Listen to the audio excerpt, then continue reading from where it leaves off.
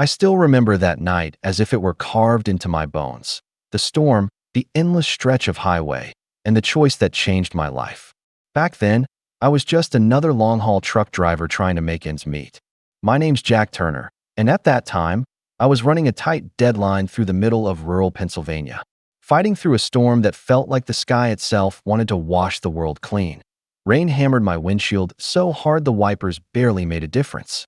It was 2 in the morning, and my 18-wheeler roared through the darkness like a ship lost in the ocean.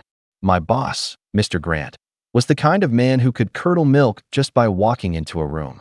No excuses, Turner, he had barked over the phone before I left the depot. That shipment hits Chicago by 5 a.m., or don't bother coming in tomorrow. I'd heard that tone enough to know he meant it. In his eyes, drivers weren't people, just moving parts in his machine. So I kept my foot steady on the pedal, my mind foggy from fatigue. My thoughts a tangled mess of fuel gauges, bills, and the faint ache of loneliness that came from too many miles and too few faces. That was when I saw them. Faint, flickering hazard lights up ahead on the shoulder. A dark SUV, hood open, engine dead. Next to it, a man waving frantically in the downpour. My first instinct was to pass. I could almost hear Mr. Grant's voice in my head. Keep moving. Jack, not your problem. But then, as my headlights swept across the car, I saw through the rain-streaked glass a woman and a small child. No more than 6, huddled in the back seat that I don't remember deciding. I just hit the brakes. The hiss of air and the screech of the rig cut through the storm. I pulled over, threw on my rain gear, and ran toward them. The man was middle-aged, soaked to the skin, his face pale with worry. "Engine's dead," he shouted over the wind. "And there's no cell signal out here." I looked under the hood just to be sure, though I already knew the truth. Nothing was bringing that SUV back to life tonight. "It's flooded," I said. "You won't get it started until morning." The man looked back at his wife and little boy, and I saw the terror in his eyes. The highway was empty, the storm unrelenting. Leaving them there wasn't an option. "I'll tow you," I said finally. "There's a town about 20 miles up ahead, motel, gas, food. You can wait out the storm there." He shook his head. "I can't ask you to do that. You'll miss your delivery." "Some deliveries matter more than others." I told him that it took 20 cold, miserable minutes to hook the chains from my rig to his SUV, but we managed. I drove slow and steady through the rain, his family trailing behind me like a fragile promise. We didn't talk much, just checked in over the CB radio now and then to make sure he was still with me. When we finally pulled into the lights of a small roadside motel, it was almost 4 in the morning. The man, Mr. Hayes, he told me, tried to pay me. His hands were shaking as he offered a few damp bills through my window. "Please," he said, "at least let me cover your fuel." I pushed his hand away. "You just take care of your family," I said. "That's payment enough." He looked at me for a long moment, his eyes sharp and full of something that felt like gratitude and sorrow all at once. "I won't forget this," he said quietly. We shook hands in the pouring rain. 2 strangers, bound for life by a single act of decency. But when I got back into my cab and looked at the clock, my stomach dropped.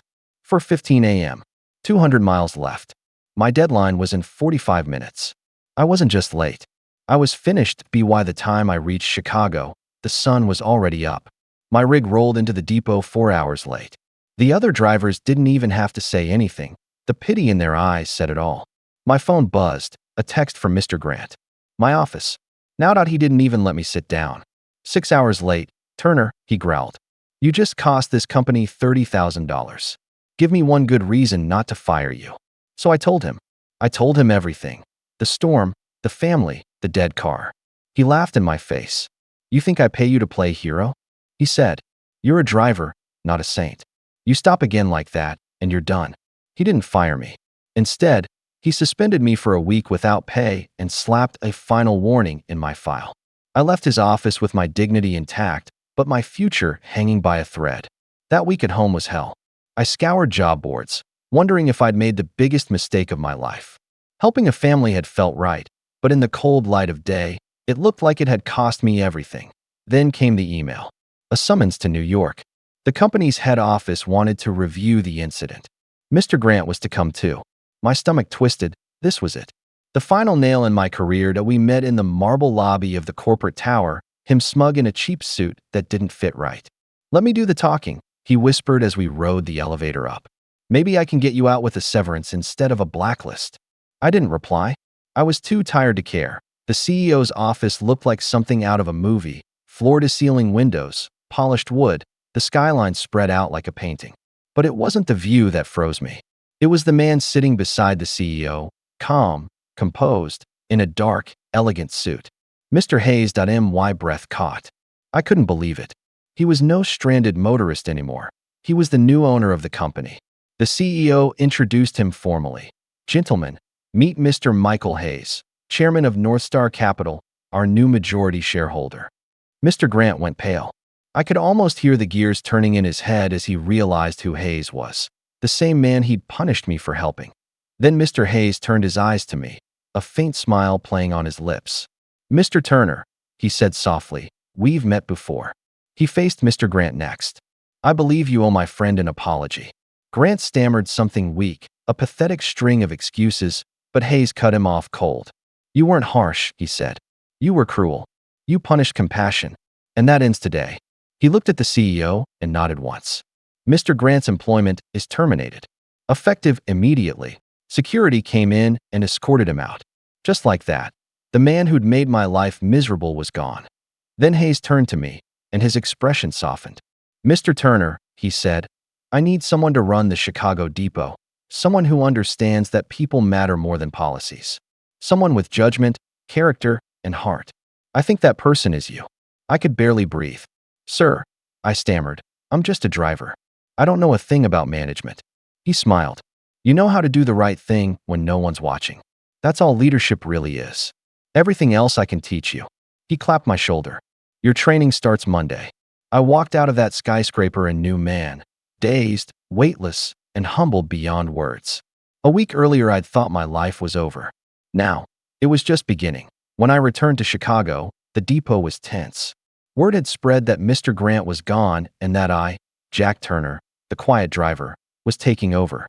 My first act wasn't to move into his office. I gathered everyone, drivers, mechanics, dispatchers, and told them the truth. I told them about the storm, the family, and the choice that had changed everything. This place won't be run by fear anymore, I said. We'll look out for each other. We'll get the job done, but we'll do it with respect. It took time, but things changed.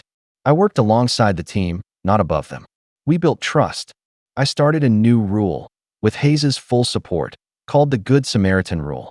Any driver who stopped to help someone in distress wouldn't be punished for being late. They'd be rewarded. That simple rule transformed everything. Our safety record skyrocketed, turnover dropped, and for the first time, people were proud to wear our logo.